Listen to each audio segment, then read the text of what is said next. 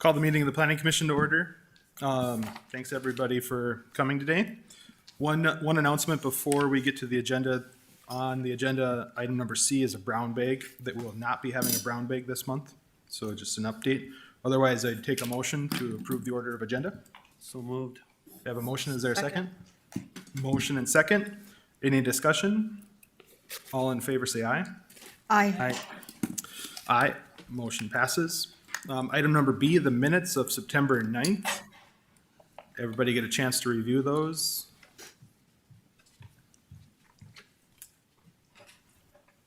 If there's no changes, I'd take a motion for approval.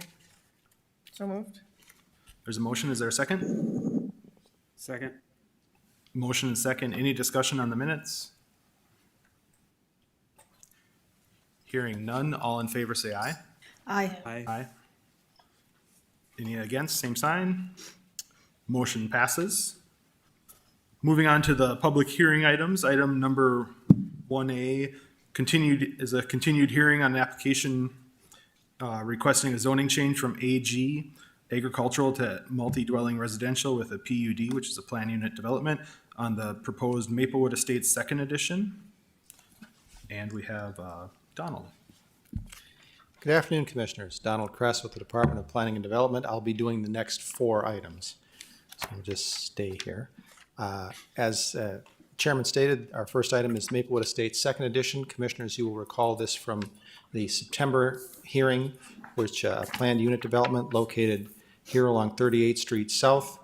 This property down here is the future new Sanford Sports Complex. The 52nd Avenue Walmart is up here. The applicant proposes to plat this property into a single lot. This is what it looks like out there, undeveloped. There is the one remaining residence that the applicant has bought that owner out along the frontage road there. This plat will terminate access from the frontage road. They'll only be able to access it from 38th Street. There's the plat there, just one big lot. The proposed zoning will be MR3, multi-dwelling residential. And we did have a planned unit development here, largely to accommodate a higher density than would normally be in MR3, which staff does support, and a little bit of a change to the building coverage and open space. As the applicant has indicated in his PUD master land use plan, this is going to be the basic layout of that lot. As you remember from our September hearing, staff requested that you would continue this because we were still evaluating the proposed parking. The applicant had ordered a parking study, but it had not yet been completed.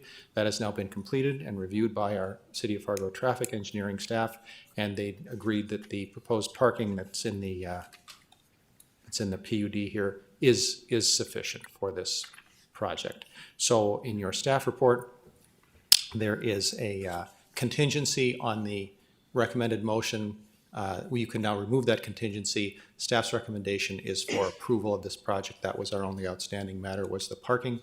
The project representative, John Eunice of Eagle Ridge Development, is with us this afternoon and may wish to address the commission. We have had no additional comment from any surrounding landowners or inquiries about the project since our last meeting, Commissioners. Thank you. Thank you. Any questions for Donald?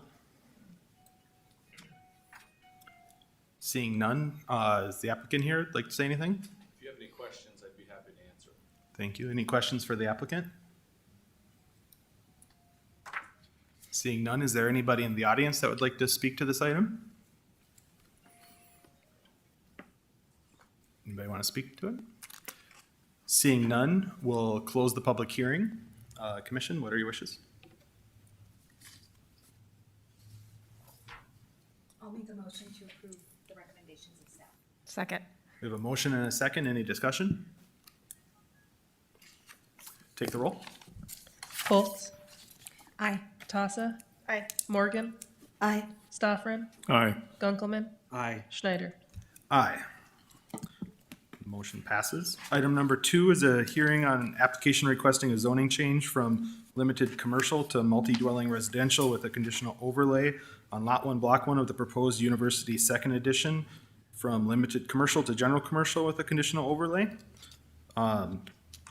Donald, you're up again. Yes, sir. Thank you. So this is a proposal here that is on this block that you might recognize as the former Kmart site, there's also the Burger King is still out here. And Dakota Tire is also in operation on the north side of that building. This property may look familiar to you. A couple of months ago, you did a plat called University South Edition, which platted this large lot into 3 smaller lots. So the University South Second Edition is the larger lot that was platted into.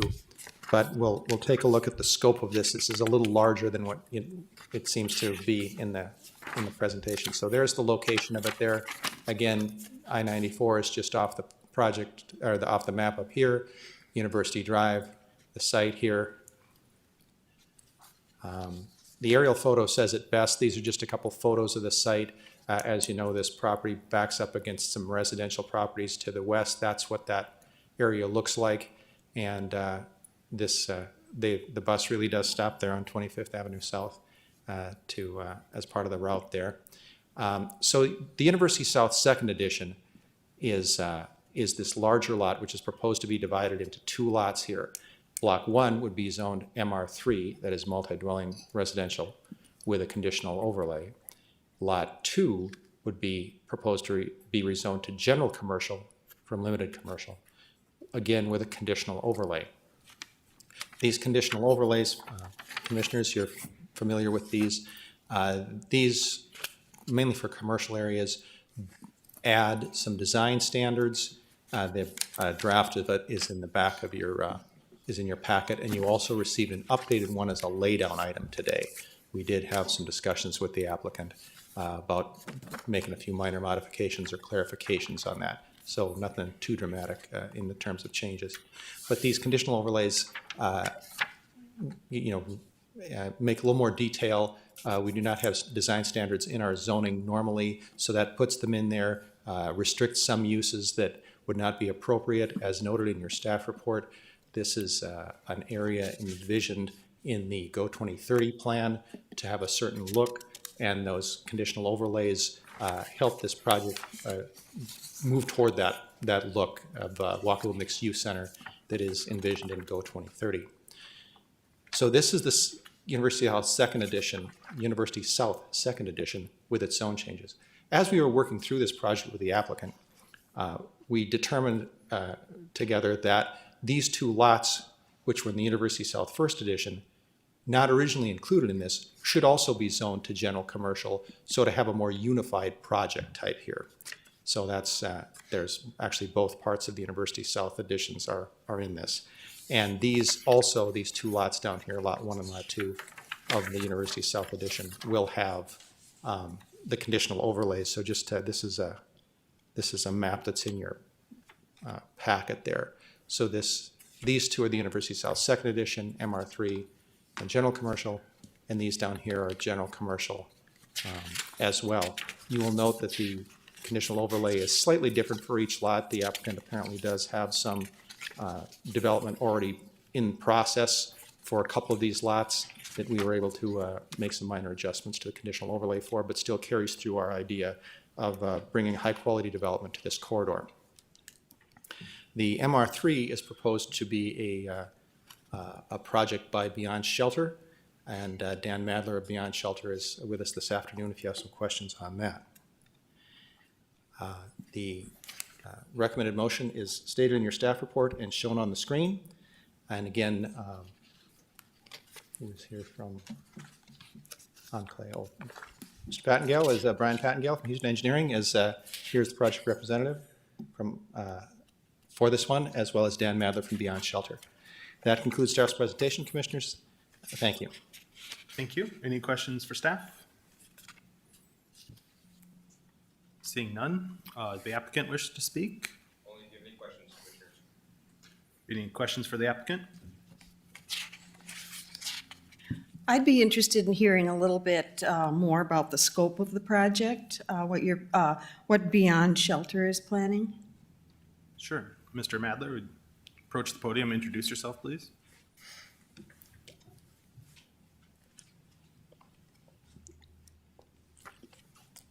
Chairman Schneider and members of the Planning Commission. For the record, my name is Dan Madler, the CEO of Beyond Shelter Incorporated. Current plans are to develop affordable, high-quality, affordable senior housing on the approximately 4 acres of the site. We would develop the site in 2 phases based off of how we can access our financing. Each phase would basically comprise of approximately 45 units and 43 units, so a total of 88 units, with a mix of 1 and 2 bedroom units. And also some fully accessible units and unit amenities such as community room, community kitchen, fitness, library, similar to other high-quality projects that we have developed here in the community of Fargo. And we're really excited about the opportunity to participate in this mixed-use development per se with the Enclave team by doing the residential piece and allowing them to focus on the commercial, which could also then provide additional amenities. The site, the location is ideal because of some of the things that Donald had mentioned, but I-94, healthcare, going across the services that are available at the bus stop, et cetera. So that's a quick summary of our plans for that site. Thank you. Any questions? Just one more, these are gonna be rental, is that right? Correct. It'll be a quality, affordable senior rental housing. Sure, and what are the range of rental prices? Sure. Right now, our underwritten rents for 1 bedrooms range from a low of $493 per month with all utilities paid except for electricity to a high of $725 for a 1 bedroom. And our 2 bedrooms are ranging from a low of $592 per month to $900 per month. Thank you. Absolutely. Thanks. Seeing no other questions, thank you. Thank you. Is there anybody else in the audience that would like to speak on this item? I'm wondering if we can go back one step to Houston Engineering? Sure. Mr. Pattengale, you want to join us at the podium and introduce yourself? Good afternoon, Commissioners. Brian Pattengale with Houston Engineering. Thank you. In Lot 2, and let's see, yeah, Lot 2, that is going to be commercial development, and I had read previously that they would be freestanding businesses. Is that right, correct? It's tentatively planned for multiple buildings out there at the moment. They have no specific development plans or tenants in mind at the moment. The only thing that's sort of been discussed is the existing Burger King staying there in its location. The rest is still very much as tenants come in and develop and goals are developed. There's no specific tenants spelled out at the moment, but yes, it would be multiple buildings is what the intent is right now. Recently in the newspaper, it was indicated there was a potential for a grocery store there. I can't speak to that from the developer side as far as who they have for tenants. I know that was explored as one option as far as an anchor tenant out there, but I don't believe they have any firm commitments from anyone at the moment. Thank you. You're welcome. And Commissioners, if I may add to that, Commissioner Morgan, that as Mr. Pattengale said, with those multiple buildings, the conditional overlay helps tie those buildings together in terms of pedestrian connectivity and other design features. So that brings that development together. Thank you, Donald. And Commissioner Schneider, I just also want to note you did receive an updated plat as a laydown item. It just adjusts the lot sizes a little bit. It doesn't, just so you have the most current version. Thank you. Thanks, Don. Any other question for Brian while he's up here? Seeing none, thank you. Thank you. Again, anybody else from the audience would like to speak to this item? Seeing none, we'll close the public hearing. Commission? Any questions or discussion? I move to approve with the motion in the staff report. Thanks. We have a motion. Is there a second? Second? Motion and a second. Any other discussion? Seeing none, we'll take the roll. Gunkelman, Aye. Holtz, Aye. Stoffren, Aye. Morgan, Aye. Tassa, Aye. Schneider. Aye. And the motion passes. Moving on to item number 3, which is similar. It's a hearing on application requesting zoning change from limited commercial to multi-dwelling residential on portions of Lot 1, Block 1 of Oak Manor 2nd Edition. Donald? Yes, sir. Thank you. So this is adjacent to the property we just talked about. You may be familiar with these residential properties here that have both condominiums and apartment buildings on them. As you see, they are zoned limited commercial. They were built in the 1970s when this was also a commercial zone under the previous 1965 zoning ordinance. That zone changed, or that zoning designation just carried over into the current 1998 ordinance. As you'll see, one of these properties, the southwest one here, was actually rezoned to MR1 some time ago, back in 2006. And as we were working in this area, it came to our attention that there is no commercial development on any of these lots, and they fit the appropriate densities for MR1 or MR3. Here's a graphic from your staff report here that this lot is proposed to be rezoned to MR1 and these two to MR3, just to bring the zoning in line with what's actually developed on the property. Again, I don't know if that was a thing to do to build condos in the commercial zone back in the 70s there, or if that just something that happened. But we just want to have a more accurate zoning map that the zoning reflects the development actually on the properties.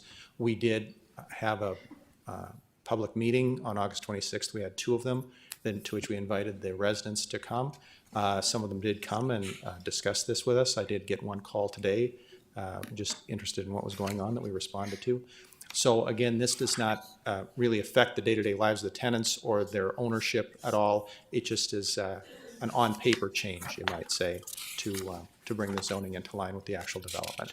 And this is city-initiated zone change. This did not cost, there's no cost to the owners there, and they were advised of this, of course, through that meeting and the normal notification. Staff's recommendation is stated in the staff report and shown on the screen. That concludes staff's presentation. Thank you, Commissioners. Thanks, Donald. Any questions for Donald?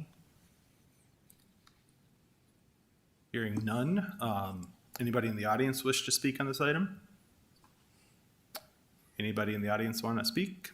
Seeing none, we'll close the public hearing. Any discussion from staff? Donald, I guess I had one question. Yes, sir.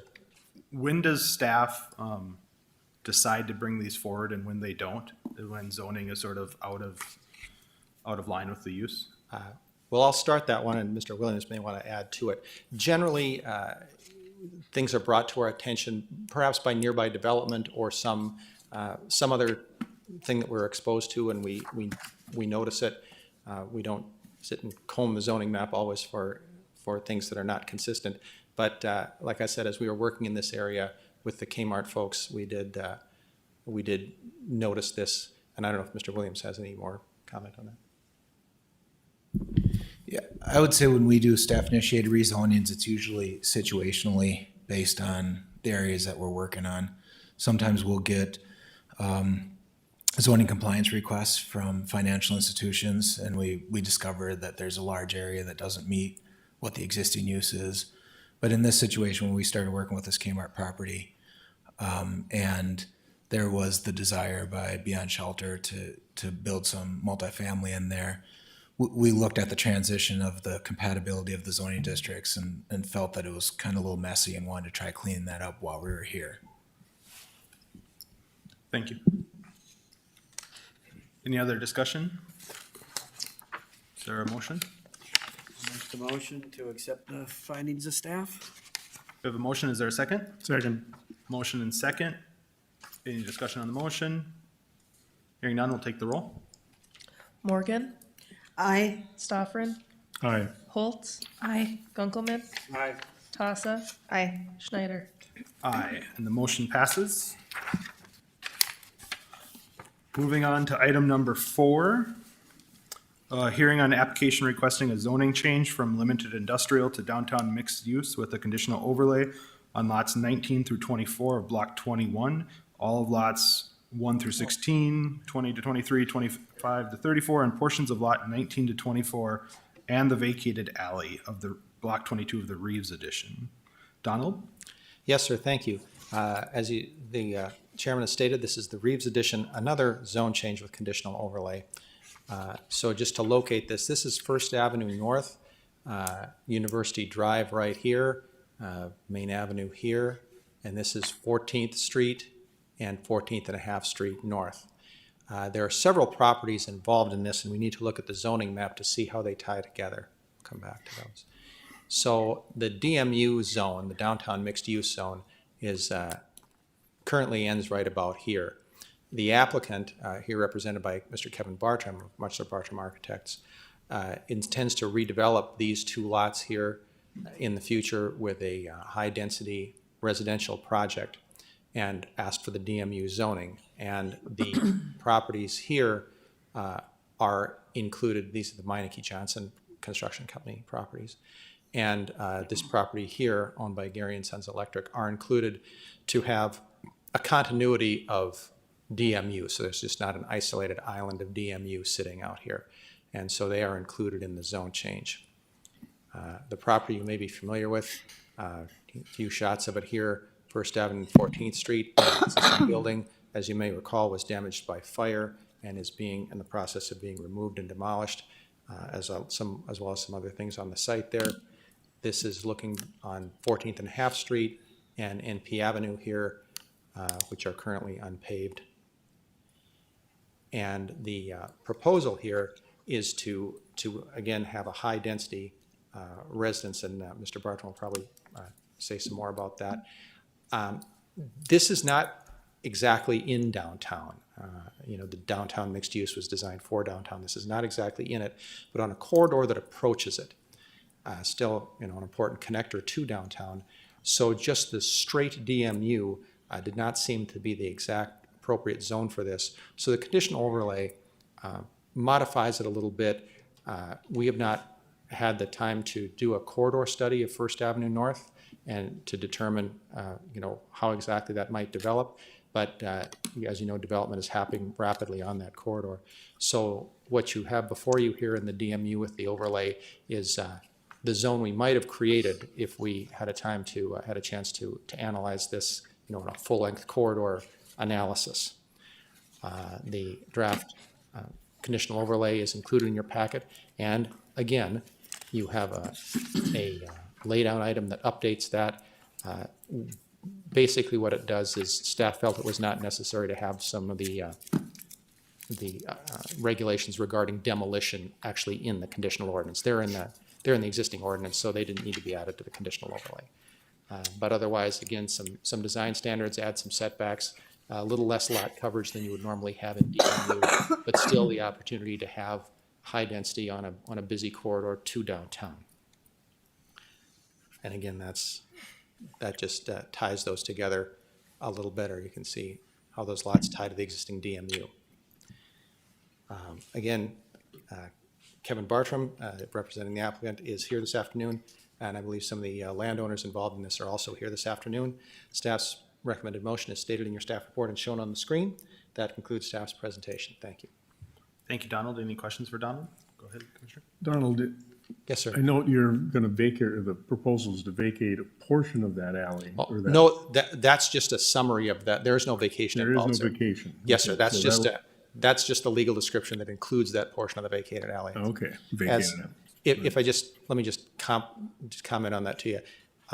Though what you see here seem to be a few big lots. The Reeves edition, which was platted some time ago, is actually a number of little lots, and there was an alley in here that have all been vacated. A lot of this stuff was there was sort of a mass vacation of alleys and streets in 1940 along here. So that mention of the vacated alley is only included as part of the legal description of these lots. Okay. So there's no actual vacation of that involved. That would require a plat, sir, and we don't have that. This is just a zone change. Also, the properties that are on the northeast portion of that area, These which are ones kind here? of left out, was there any discussion at all about unifying that in terms of the? Jesse Craig was the person who was representing this originally. I'm under the understanding that perhaps those landowners did not choose to participate in this at this time. So we just did have this we do have some continuity of the DMU there. Though, Okay. so. Go ahead, John. Donald, with this, does the essentially no parking requirements that follow the DMU, what applies in So- this case. So that, you are correct, Commissioner Gunkelman, that requirement for, having no requirement for parking is in the DMU. I believe Mr. Bartram can address what his plan proposes for parking. Okay. Donald, I have a question for you. You mentioned the continuity with the DMU there. The properties just to the east, do they have a conditional overlay on them? No, sir, I don't believe they do. I think they're just a DMU, but as we're working our way west, it does seem to evolve a little bit as. So you mentioned, staff had the opinion that this area is sort of not part of downtown, but the area to the east without the conditional overlay, is that the idea that that is downtown? And I guess where is the sort of divider in the staff's mind on where downtown is versus not? I would say that zoning was done a little before this one. That was done some time ago. On the history of DMU, I will have to pass you off to Mr. Williams here because I was not here when some of this was done.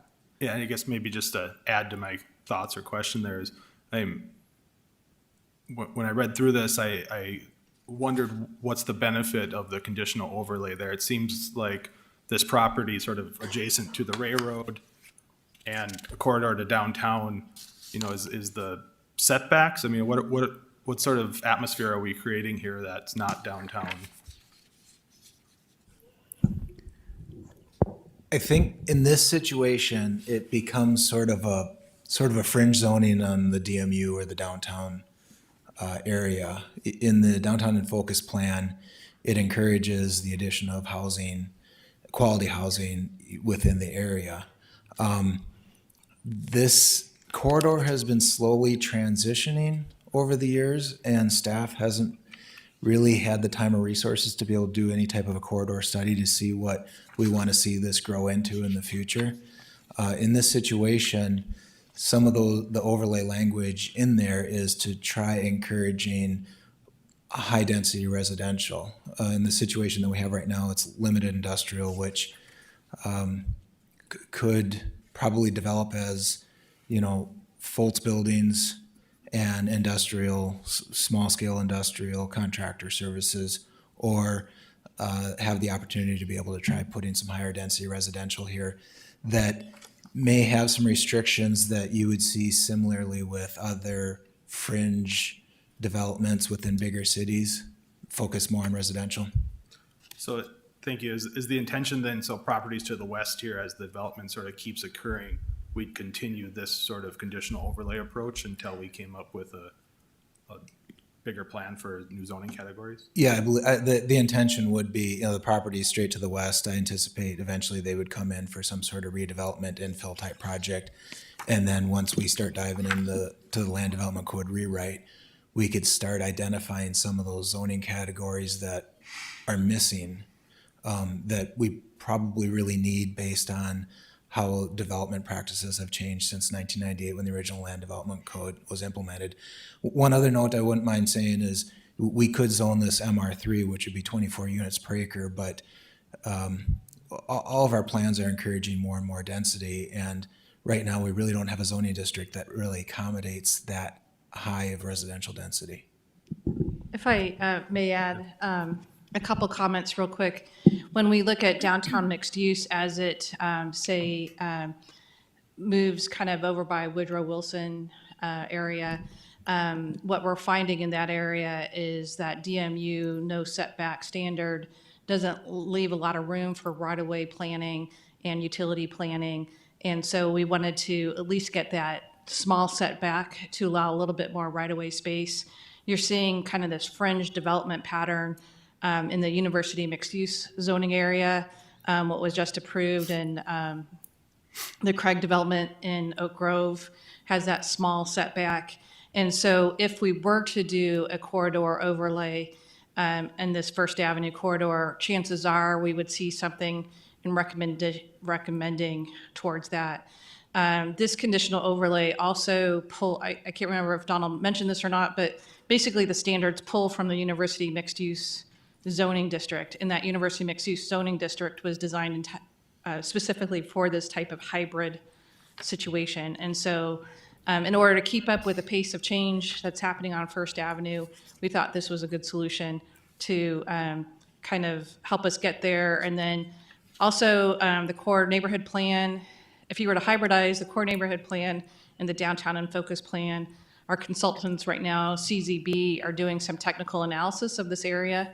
And so they're helping catch us up with the tools and resources we need to further study First Avenue. So there'll be, we expect a technical memo report coming out from CZB within the next month or two to help us, because technically this was in the core neighborhood plan study area, not in the downtown and focus study area, but they overlap slightly. Thank you. Just a question for Nicole. Do you expect then that that downtown mixed-use zoning will be expanded after the corridor study? I think the downtown mixed use generally, with some edges here and there, is, kind of in coordination with other departments, is kind of at its limit. And we're seeing this more hybridized zoning. So 701, the old Rosie's Laundromat, that's also DMU zoning district with an overlay. And so when we're starting to kind of jump the downtown proper, the downtown commercial district that we define in many of our other ordinances, we're starting to see us getting to in that residential area. And so again, the downtown and focus plan and the core neighborhood plan both talk about this transitional zoning district. With the land development code rewrite, the core neighborhood plan update, the corridor update, we will eventually get the tools we need to have that common vision. But right now, you're going to have to trust staff in hybridizing these plans as they sync together with an overlay district as the best tool to propose here. Thank you. Any other questions for staff? Seeing none. Mr. Bartram, could we invite you up for some questions? Please introduce yourself. My name's Kevin Bartram. Happy to answer any questions you might have. Yeah, I just had one quick one for you. Thanks. This whole idea of where downtown ends, it's really great, all the development you've done along that corridor. And I'm just interested in what you consider it, and how do you sort of market it to yourself and your investors and others? Is this a new area of town that we haven't defined yet? Yeah, I think Nicole explained it really well. I think I would probably mirror her opinion that it is kind of a hybrid area. It isn't truly downtown, but there is sort of a need for some density in and around that area. The idea of some setbacks, a DMU area has 0 setbacks and no parking requirements. This site, in our mind, has to have some setbacks, has to have some parking requirements. We would never develop it without parking like in some downtown areas. So I think it really is very much a hybrid site. I guess I hadn't heard the analogy with the university mixed use area, but that does make a lot of sense to me. That's very much like that. Thank you. Any other questions for the applicant?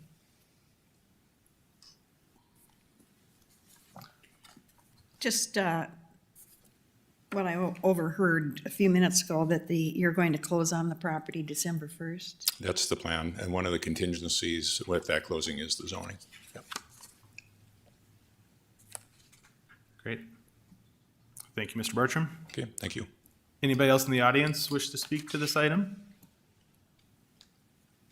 Anybody else want to speak to this item? Seeing none, we'll close the public hearing. Commission, what's your wishes? I'd like to make a motion to accept the findings and recommendation of staff. There's a motion. Is there a second? Second. Motion and second. Any discussion? Seeing none, we'll read the roll. Tassa? Aye. Gunkelman? Aye. Stoffren? Aye. Holtz? Aye. Morgan? Aye. Schneider? Aye. The motion passes. Thank you, Commissioners. Moving on to item number 5, a hearing on the application requesting a conditional use permit to allow a telecommunication support structure of less than 125 feet in height in the public and institutional zoning district on a portion of Lot 2, Block 1, Fargo North Edition. And Adam, thank you for joining us. Good afternoon, Commissioners. Item 5 on the agenda is titled Fargo North Edition and is located at 807 17th Avenue North. The applicant, Rob Vieira of Boole Consulting is requesting a conditional use permit to install a telecommunications support structure of less than 125 feet in height in the PI Public Institutional Zone. The existing site contains the Coliseum, which is owned and operated by the Fargo Park District and hosts recreational activities. The building service area and dumpsters are located on the north side of the building, as can be seen in these images, along with an access road that runs from 10th Street North to the Fargo North High School parking lot.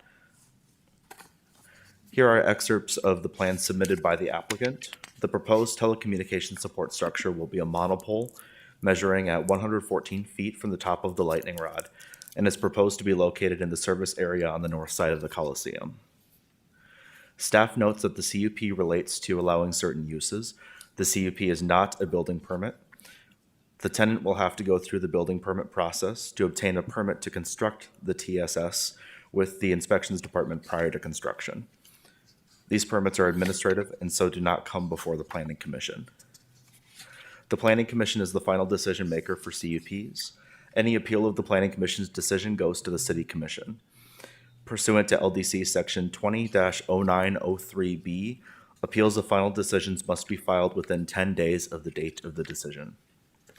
Staff has reviewed the CUP application per Section 20-0909D and found that all applicable criteria have been satisfied. Additionally, the CUP is subject to Section 20-0402N of the Land Development Code, which outlines specific conditions for telecommunications support structures. As such, the CUP does not need to include any recommended conditions. In accordance with Section 20-0901F, written notices of the CUP were sent out to property owners within 300 feet of the subject property. To date, staff has received and responded to one general inquiry and has received no protest regarding the project or proposed use. The applicant, Rob Vieira, is with us this afternoon and may wish to address the commission. Staff is recommending approval, and the suggested motion can be found in the staff report and on the screen. That concludes staff's presentation, and I'd be more than happy to answer any questions you may have. Thank you. Thank you. Is there any questions for staff? Go ahead. You mentioned that when the installation of communication towers, there's other rules that will apply and doesn't have to be included in this change. But it seems like when we've had these before, residential area, they try to find some way to blend them into the surrounding environment, these communication towers. What did you anticipate in this circumstance? Correct. So we, in analyzing the request, we analyzed the section in the code, section 20-0402N, and there are strict regulations regarding distance from residential zones. I believe the required buffer for this tower's height is 228 feet, or double the height of the proposed structure. The nearest residential zone is about 350 feet from this tower. And as you can see in the images here, there are existing light poles aimed at the recreational fields. This tower would be approximately the same height as those existing towers. So we feel that the application, based on the location of the tower and the distance from the residential zones, we felt that that was sufficient to meet the code and that no additional conditions were needed. Okay. Any other questions? Is the applicant here? If you wish to say anything, please introduce yourself. Thank you. It's Rob Vieira with Buell Consulting. I just wanted to clarify that the tower is necessary because actually all carriers are on the water tower that's on 10th Street between 14th Ave and 15th Ave. And I'm sure, as you guys know, it's being decommissioned. So if it weren't being decommissioned, we'd just stay in the tank and operate our system there. But because that's coming down in 2023, so this is in lieu of that. We do build tower. We always look first for co-location. If there were a tower in the area to just put our antennas on, we do that. There's nothing of inherent height to accommodate us, so hence we're building a new tower. I will say we do build towers and we encourage co-location, so we'll be structurally built to accommodate different users too. AT&T's on the water tank, Verizon and Sprint. This will be for Verizon Wireless primarily, but AT&T's already reached out to utilize this tower, and so they're going to go on the tower as well too, along with Sprint. I assume will call us here at some point as well too. So you won't have 3 separate towers for all carriers, just this one that can accommodate all the carriers together in this one pole. So just want to make sure you guys knew that. Yeah, thank you for that clarification. Any questions? Not, we appreciate you coming up. Anybody else in the audience wish to speak on this item? Anybody else want to speak on this item? Seeing none, we'll close the public hearing. Commission, what's your wishes? I'll make the motion to accept the findings of staff as presented to us. There's a motion. Is there a second? Second. Motion and second. Any discussion? We'll take the roll. Morgan. Aye. Tossa. Aye. Gunkelman. Aye. Holtz. Aye. Stoffren. Aye. Schneider. Aye, and the motion passes. Thanks, Adam. The agenda says Kylie, but I believe Donald's handling this one. We'll take a moment. There's no public hearing on this item, just FYI for everybody, but this would have been Kylie's last planning commission meeting as well, so she's not here today, but we wish her well in her move out for new opportunities, and I want to thank her for all her work. Thank you, Commissioners. Again, Kylie Bagley did prepare this. I'm just standing in here at the last minute here today. So this is, as Commissioner Schneider has stated, a non-hearing item. Your commission has looked at these before. This is a planned unit development final plan. So your commission might remember the EOLA edition. It was approved on May 17th of this year. This is I-94, 45th Street South here. These are the former Anderson Field ball fields. Part of this was sold for private development. Epic Companies was the developer of this and developed a planned unit development. With their PUD, they were required to have a master land use plan. The final phase of this now is they bring forward a final plan that is basically summarizes what their building permit is going to look like. Again, this is zoned general commercial here with a PUD. This was their master plan, showing this number of buildings, parking, public park in the center. The area circled is the first phase of this that is coming before you today, those 2 buildings and its parking. These are the final plan that you'll be seeing. They do have building permits, I believe, in for this. And so you are not approving a building permit. We request that you just review this and support staff's recommendation that the final plan is consistent with the master land use plan that was approved by our commission earlier. Mr. Blake Nybakken of the Epic Companies is with us this afternoon and may wish to address the commission. That concludes staff's presentation. Thank you, Commissioners. Thank you, Donald. Any questions for Donald on this?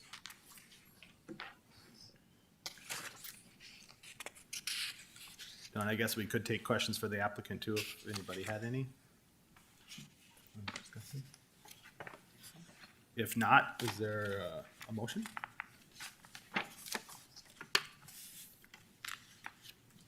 I'll make that motion to accept the findings of staff as presented. Thanks, John, for the motion.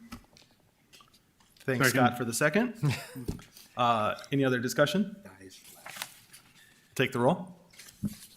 Gunkelman. Aye. Holtz. Aye. Morgan. Aye. Stoffren.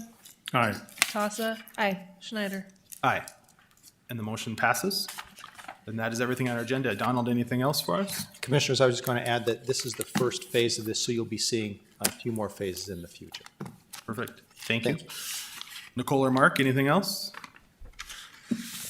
While you have us? No, just that, thanks for acknowledging Kylie's last day. Kylie and her family are moving out of state, and her last day will be October 12th or 11th, I believe, next Monday. And, but she's been on the team for, I think, around 6 years, and we're going to miss her. And they're looking at some new career ventures, and so we just want to wish them well.